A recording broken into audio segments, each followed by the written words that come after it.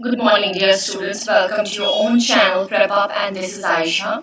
तो आज के सेशन में हम डिस्कस करेंगे सीटेट के रिलेटेड जो भी प्रीवियस ईयर क्वेश्चंस हैं जितने भी आए हैं pedagogy and child development pedagogy के रिलेटेड, तो वो हम आज डिस्कस करने वाले हैं। ठीक है, तो ये क्वेश्चन जो है आई गेस लास्ट ईयर पूछे गए हैं एंड इससे आपको थोड़ा सा आइडिया मिलेगा कि किस तरह के क्वेश्चंस पूछे जाते हैं।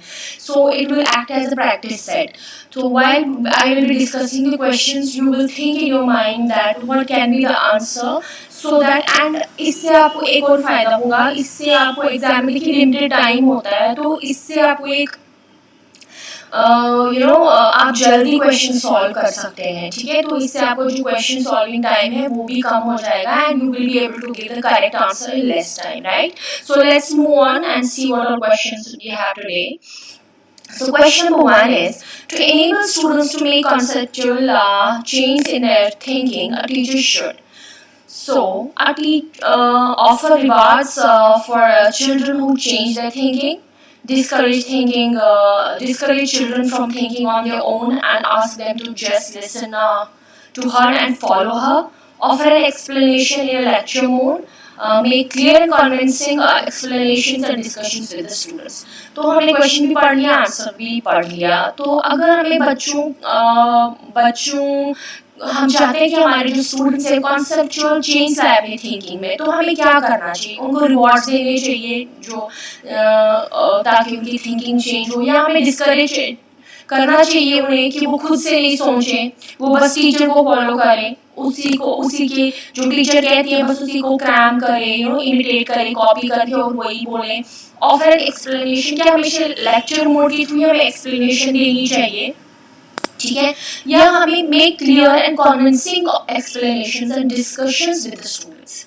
देखिए, जब हम बच्चों के डाउट्स क्लियर करते हैं, हम कन्विंसिंग एक्सप्लेनेशन देते हैं और पर्टिकुलरली उनसे चीज़ें निकलवाते हैं। फॉर एग्जाम्पल, आपने उनको क्वेश्चंस पूछे और जब आप उनको क्वेश्चंस पूछते हो तो उनके डाउट्स भी क्लियर हो जाते हैं और साइमल्टेनियसली क्लास में एक हेल्दी डिस्कशन हो जाता है जिससे सारे बच्चे इन्वॉल्व होते हैं। एक बच्चा एक चीज़ बोलता है, दूसरा स्टूडेंट दूसरी चीज़ बोलता है, तो इससे क्या होता है, एक अच्छा एनवायरनमेंट क्लास में क्रिएट होता है और बहुत सारे बच्चों के डाउट्स क्लियर हो जाते हैं, जिससे ऑटोमेटिकली उनके कॉन्सेप्ट्स क्लियर हो जाते हैं और उनकी थिंकिंग में एक पॉजिटिव चेंज आती है। सो option D is the correct answer here for this question, right?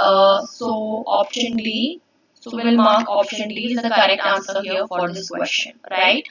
So moving on to question number 2.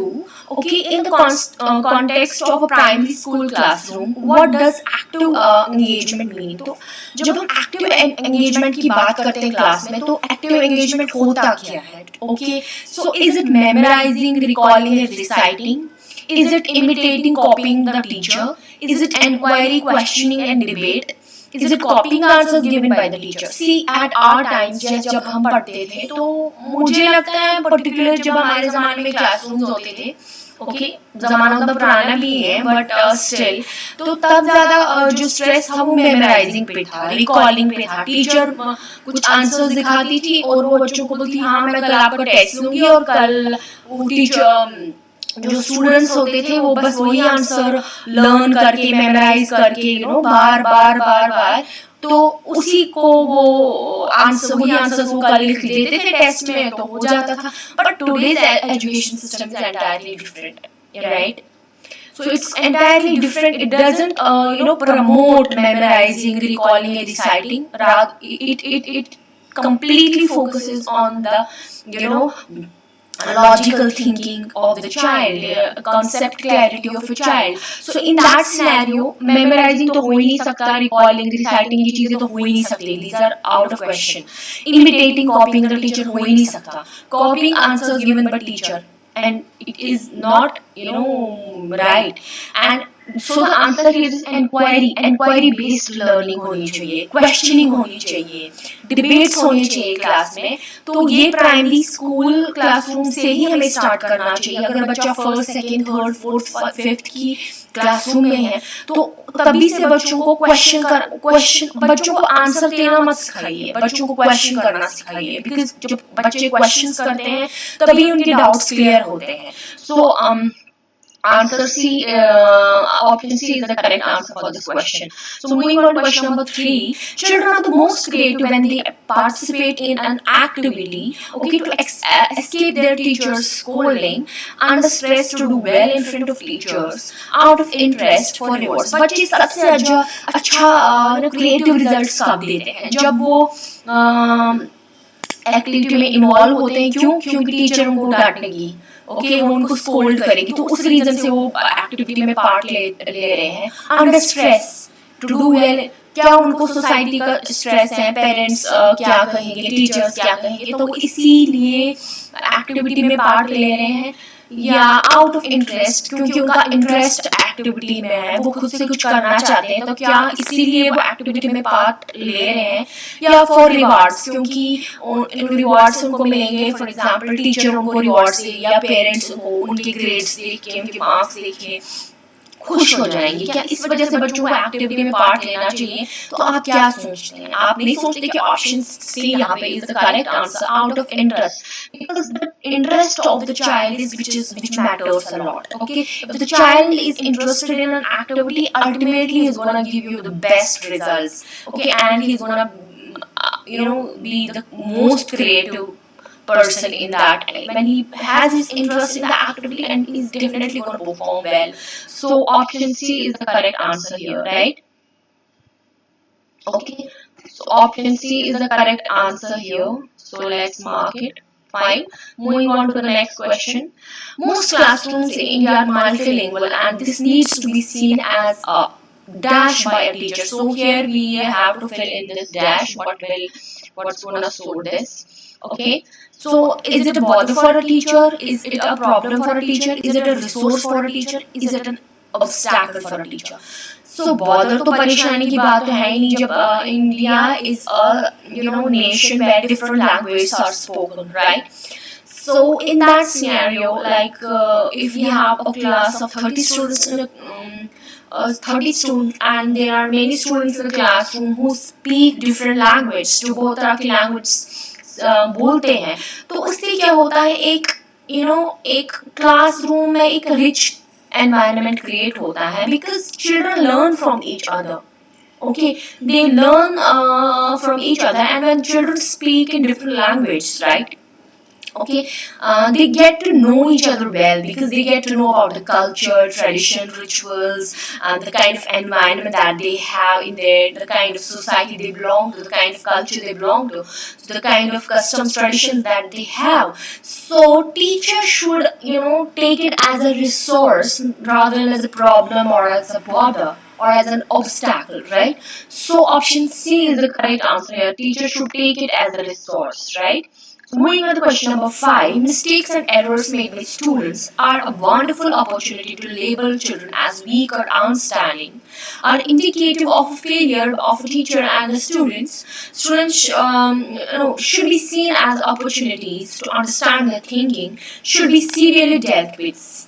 Mistakes and errors, इनको हमें कैसे मेड बाय स्टूडेंट्स, क्या वो टीचर को हेल्प करते हैं कि वो स्टूडेंट्स को क्लास में लेबल करे weak, average, above average? Okay, क्या वो आपको एज ए हिंट देते हैं of failure of a teacher and a student? क्या वो एज हिंट देते हैं कि हाँ ये टीचर सही से नहीं पढ़ा रहा या स्टूडेंट सही से परफॉर्म नहीं कर रहा? Should be seen as an opportunity to understand their thinking. Okay, क्या ये आपको एक क्लियर कट विंडो देता है जिससे आपको पता चलता है कि बच्चे की थिंकिंग लेवल क्या है, वो कहाँ तक पहुंच चुका है. सो क्या ये डायग्नोस्टिक, क्योंकि टीचर को बहुत टाइम डायग्नोस्टिक अप्रोच अपनाना पड़ता है, ठीक है, तो ये एज आपको डायग्नोसिस करने में हेल्प करते हैं एज अ टीचर, और should be severely dealt with. बच्चे को पनिश करना चाहिए, पेरेंट्स को बुलाना चाहिए, सम हार्श स्टेप्स आपको लेने चाहिए.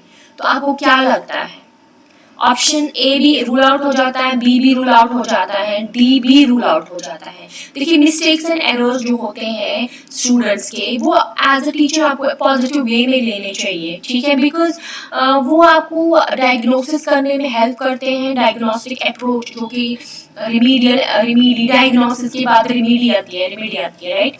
सो डायग्नोसिस के बाद रेमेडी आती है, तो they help you to do the proper diagnosis and then come out with proper solutions to solve the problem that students are dealing with, right? So option C is the correct answer here, right? So moving on to question number 6, Dash views children as active builders of knowledge and little scientists who construct their own theories of the world, right? So what should be the answer of this question? Okay, तो ये देखिए Skinner, पिलाओ, जंग and पियाजे, इन्होंने different तरह की theories दी है, ठीक है? तो आपको देखना है कि ये किस किस एजुकेशनिस्ट की थ्योरी का एक मेन प्रिंसिपल है जिसपे उसकी थ्योरी बेस्ड है। Children construct their own knowledge, तो construct their own knowledge, तो इस पॉइंट से आपको पता लगनी चाहिए कि कोई constructivist ही हो सकता है जिसने इस तरह के प्रिंसिपल दिया है। तो out of these, Piaget was a constructivist, and his theory is entirely based on constructivism. So this is the answer is Piaget. Okay, option D. Moving on. Child-centered pedagogy means giving moral education to the child, asking the child to follow and imitate the teacher, giving primacy to the children's voices and their active participation, letting the children be totally free. तो आपको क्या लगता है कि child-centered pedagogy क्या होती है? When as teachers, when you think of or you are asked of child-centered pedagogy, what should be your answer? Does it mean giving moral education to the children only, or does it mean that children should follow you as a teacher? Okay, they should copy you, whatever you do, they have to reproduce the same thing. Okay, या आपको एक priority देनी है कि बच्चा क्या सोच रहा है, बच्चा क्या बोल रहा है, बच्चे की एक्टिव पार्टिसिपेशन है कि नहीं, या option D, letting the child B, let them be themselves, उनको करने दो जो वो करते हैं, उनको फ्री रहने दो। तो आपको क्या लगता है क्या आंसर होना चाहिए इसका? If you are going with option C, then you are perfectly fine, you are perfectly correct, right? Option C is the correct answer here. बच्चे की पार्टिसिपेशन, बच्चे का थिंकिंग लेवल सबसे ज्यादा मायने रखता है, सबसे ज्यादा इंपॉर्टेंस रखता है, तो वो उसी को हम चाइल्ड सेंटर्ड पेडागोजी रखते हैं, जिसमें फोकस ऑफ अटेंशन जो होता है वो सिर्फ बच्चा होता है, ना कि टीचर, ना कि और कोई चीज, बस बच्चा, right? So moving on to question number 8, a teacher can help students process a complex situation by, एक कॉम्प्लेक्स और डिफिकल्ट सिचुएशन को टीचर कैसे हेल्प कर सकता है स्टूडेंट्स को सॉल्व करने में? encouraging competition and offering a high reward to the child who completes the task first, not offering any help at all so that children learn to help on their own, giving lecture on it, breaking the task in smaller parts and writing down instructions. तो क्या लगता है आपको, एक difficult, एक complex situation बच्चे के सामने है, तो एज अ टीचर आपकी क्या रिस्पॉन्सिबिलिटी है, आप कैसे उसको हेल्प करोगे? क्या उसको आप, ऑप्शन ए, क्या आप उसको एनकरेज करोगे और आप उसको, जो बच्चा क्लास में, मतलब आप एक कंपटीशन तरह का एनवायरनमेंट क्लास में क्रिएट कर रहे हो और जो बच्चा सबसे पहले करेगा उसको एक रिवॉर्ड मिलता है, या आप सोचते हो कि एज अ टीचर मुझे कोई हेल्प नहीं करनी चाहिए, मुझे दूर रहना चाहिए, बच्चे को खुद करना चाहिए, ठीक है? या आपको लगता है कि मुझे इस पे लेक्चर दे देना चाहिए, या आपको लगता है मुझे जो ये प्रॉब्लम है, मैं इस बच्चे को सिखाऊं कि एक प्रॉब्लम को कैसे सॉल्व करते हैं, उसके स्टेप्स, उसको पहले उस प्रॉब्लम को मैं स्मॉलर पार्ट्स में डिवाइड करूं और बच्चे को इंस्ट्रक्शंस दूं कि स्टेप बाय स्टेप आपको ये प्रॉब्लम कैसे सॉल्व करनी है। तो आपको क्या लगता है? देखिए, कंपटीशन, ऑप्शन ए भी सही नहीं है, ऑप्शन बी भी सही नहीं है, ऑप्शन सी भी सही नहीं है। एज अ टीचर आपको हमेशा बच्चे को सिखाना चाहिए कि how they should look at a particular problem and what are the ways of solving it. Okay, firstly, initially, a teacher should teach them that how to break the problem into smaller parts and how to deal with each and every part so that they ultimately they reach to a proper solution, right? So option D is the correct answer here.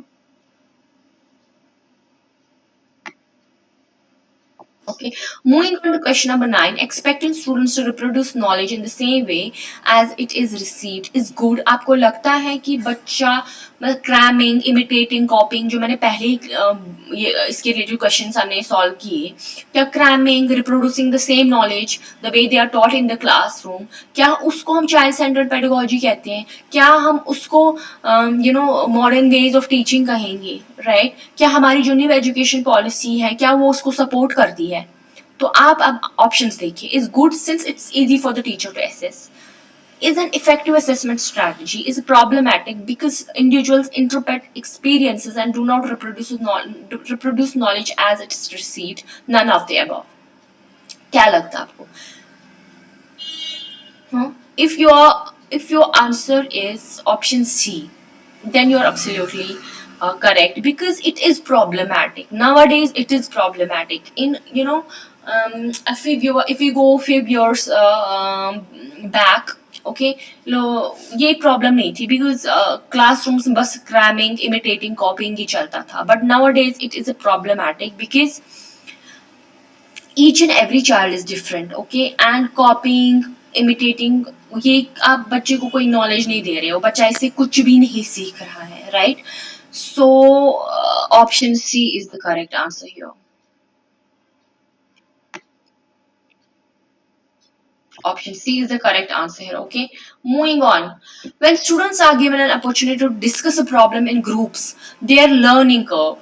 Okay, nowadays आप देखते होंगे classrooms में groups banana, it's a trend these days and it's really really helpful. As a teacher, being a teacher, I do it in my class because it really helps students to unleash their thoughts. Okay, बच्चा जब group में रहता है वो ज़्यादा secure feel करता है और वो अपने पीर से, जिसको पीर लर्निंग भी कहते हैं, वो अपने पीर से सीखता है. बच्चे एक दूसरे से सीखते हैं, राइट? तो अगर क्लास में आप ग्रुप्स बना रहे हैं तो उसमें क्या बुराई है? तो ये वही चीज पूछ रहा है, क्या इससे हमारा जो लर्निंग कर्व है क्या it becomes better, remains stable, declines or remains same? So the clear cut answer here is option A. It it definitely becomes better. Sorry, the option A is the correct answer here. Okay, so option A is the correct answer. It definitely becomes better, right? Moving on to question 11. The pace of development varies from an individual to another, but it follows dash pattern, right? So the development is same in every individual, right? Because development के stage होते हैं और हर एक individual उस stage को पार करता है. Okay, कोई जल्दी करता है, कोई तेज करता है. For example there is a particular child, okay, जो बोलना जल्दी सीखता है. In comparison to him there is another child who is of the same age, but वो बोलना थोड़ा पीछे सीखता है. दोनों बोलना सीखते हैं बट टाइम थोड़ा वेरी करता है. कोई बच्चा है जिसके दांत जल्दी आते हैं, मिल्क टीथ उसके जल्दी आते हैं, कोई है जो जिसके थोड़ा लेट आते हैं. बट ये जो स्टेज है इसको हर कोई क्रॉस करता है, बट अपने पेस के हिसाब से क्रॉस करता है. ठीक है, अपनी मतलब it's sequential and it happens in an order. हर एक बच्चा वो डेवलपमेंटल स्टेज क्रॉस करता है बट अपनी बॉडी के हिसाब से, बिकॉज हर एक इंडिविजुअल अलग अलग है. There are individual differences. तो वो बच्चा जो है, ये बच्चे जो है हर मतलब ये स्टेज तो क्रॉस करते ही करते हैं बट अपने इंडिविजुअल कैपेसिटी के हिसाब से करते हैं. ठीक है, तो the answer is A is ruled out, B is not the answer, C is not the answer, B option D is the correct answer here. It's sequential and orderly. It happens in a sequence and it definitely happens in an order. As I told you, the developmental stages, उनको पहले ही infancy stage, then the early childhood stage, then late childhood, adolescence, so हर कोई in stage को पार करता है but अपने अपने level के हिसाब से, अपनी अपनी कैपेसिटी के हिसाब से करता है. ठीक है, moving on to question number 12. Which of the following is correct about development? Okay, development, option A, development begins and ends at birth. B, socio-cultural context plays an important role in development. Option C, development is unidimensional.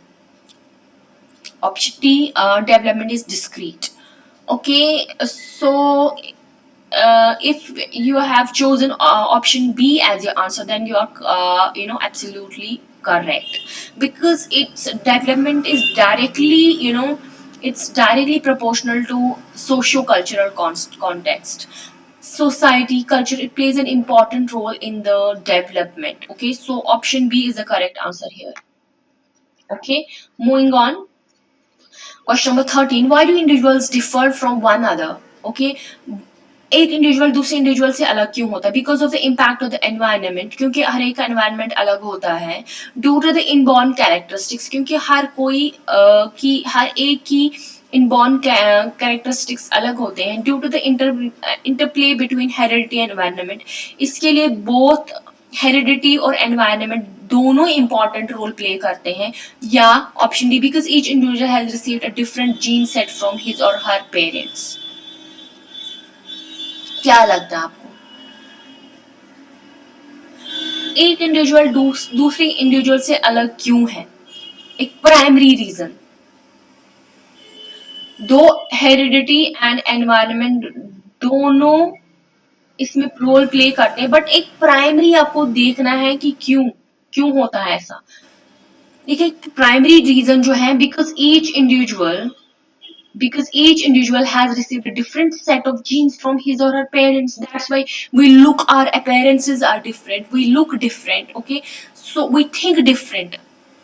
Thinking भी हमारे parents से ही आती है, क्योंकि कुछ jeans जो होते हैं वो हमारी थिंकिंग होगी. अगर किसी के पेरेंट्स सुपरबली जीनियस होते हैं तो देयर आर चांसेस कि उनका बच्चा भी जीनियस होता है, but it's exceptional. Okay, but genes जो होते हैं, पेरेंट्स जो मेन रीजन जो इसका है, that is that we have a different set of genes. So option D is the correct answer here.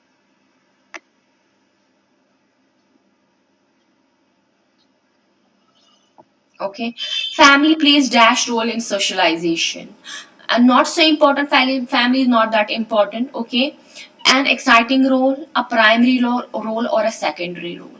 देखिए, it's said that mother is the first teacher of a child. So mother means family. So family plays a primary role in the socialization process of a child. So option C is the correct answer here.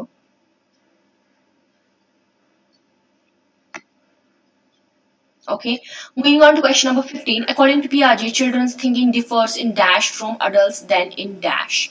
So जो Piaget थे, उन्होंने क्या कहा? उन्होंने कहा कि बच्चा भी अपने लेवल पे सोचता है. ठीक है, बड़े भी सोचते हैं, बच्चा भी सोचता है, बट अमाउंट का तो हम कह सकते हैं कि सेम होता है, क्योंकि बच्चा भी सोचता है, बड़ा भी सोचता है, बट जो काइंड ऑफ थिंकिंग है ये वेरी करती है. ठीक है, काइंड ऑफ थिंकिंग जो ये वेरी करती है. बच्चा जो सोचेगा अपने लेवल पे सोचेगा, उसकी वो छोटी छोटी चीजों के बारे में सोचेगा, बट अडल्ट जो है वो जो जिसके बारे में सोचेगा वो डेफिनेटली डिफरेंट होगा बच्चे से. ठीक है, तो अमाउंट जो है वो डेफिनेटली सेम होगा, बट थिंकिंग की kind would be different. Right, so the correct option here is option C, kind.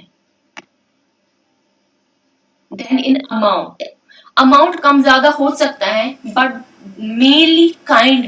According to Piaget, so the correct statement here would be, according to Piaget, children's thinking differs in kind from adults than in their amount. Amount matter नहीं करता, amount कम ज्यादा हो सकता है, but kind is primary thing. Kind तो definitely it's different. So today we have discussed almost 15 questions. I didn't want to make this session lengthy, because फिर चीजें माइंड से एस्केप हो जाती है और ज्यादा उतना अटेंशन स्पैन भी नहीं होता.